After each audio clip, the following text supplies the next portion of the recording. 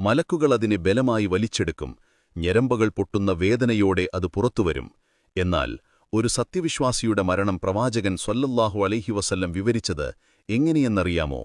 ഒരു പാത്രത്തിൽ നിന്ന് വെള്ളമൊഴുകി ഇറങ്ങുന്നത് എത്ര എളുപ്പമാണോ അത്രയും ശാന്തമായി വിശ്വാസിയുടെ ആത്മാവ് പുറത്തുവരും. നിങ്ങൾ അല്ലാഹുവിന് കീഴ്പ്പെട്ടവരാണെങ്കിൽ പ്രകാശത്തിന്റെ രൂപത്തിലുള്ള മലക്കുകളെ നിങ്ങൾ കാണും, കാരുണ്യത്തിന്റെ മലക്കുകൾ. അവർ പറയും, ഹേ പരിശുദ്ധമായ ആത്മാവേ, നിന്റെ രക്ഷിതാവിന്റെ കാരുണ്യത്തിലേക്കും പ്രീതിയിലേക്കും നീ പുറത്തുവരൂ.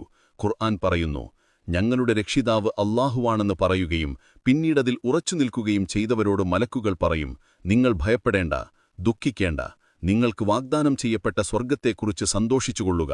മലക്കുകൾ ആ നല്ല ആത്മാവിനെ സ്വർഗ്ഗത്തിൽ നിന്നുള്ള പട്ടുതൂവാലയിൽ പൊതിയുന്നു. കസ്തൂരിയേക്കാൾ നല്ല സുഗന്ധം അതിൽ നിന്ന് വമിക്കുന്നു. ശരീരം ഭൂമിയിൽ കിടക്കുമ്പോൾ ആത്മാവ് ആകാശങ്ങളിലേക്ക് യാത്ര തിരിക്കുകയാണ്. ഓരോ ആകാശത്തിലൂടെ കടന്നുപോകുമ്പോഴും അവിടെയുള്ള മലക്കുകൾ ചോദിക്കും, ആരുടേതാണീ നല്ല ആത്മാവ്? അപ്പോൾ കൊണ്ടുപോകുന്ന മലക്കുകൾ ഭൂമിയിൽ വെച്ച് ജനങ്ങൾ വിളിച്ചിരുന്ന ഏറ്റവും നല്ല പേരു പറഞ്ഞു പരിചയപ്പെടുത്തും. ഇതിന്നയാളുടെ മകൻ ഇന്നയാളാണ്. അങ്ങനെ 7 ആകാശങ്ങളും കടന്ന് അല്ലാഹുവിന്റെ സന്നിധിയിലെത്തും. അല്ലാഹു പറയും, എന്റെ അടിമയുടെ രേഖകൾ ഇല്ലിയീനിൽ രേഖപ്പെടുത്തുക. അവനെ ഭൂമിയിലേക്ക് തന്നെ മടക്കുക. അവിടെ നിന്നാണ് ഞാൻ അവനെ സൃഷ്ടിച്ചത്. അവിടേക്ക് തന്നെ മടക്കും. അതിൽ നിന്ന് തന്നെ അവനെ ഉയർത്തെഴുന്നേൽപ്പിക്കുകയും ചെയ്യും. എന്നാൽ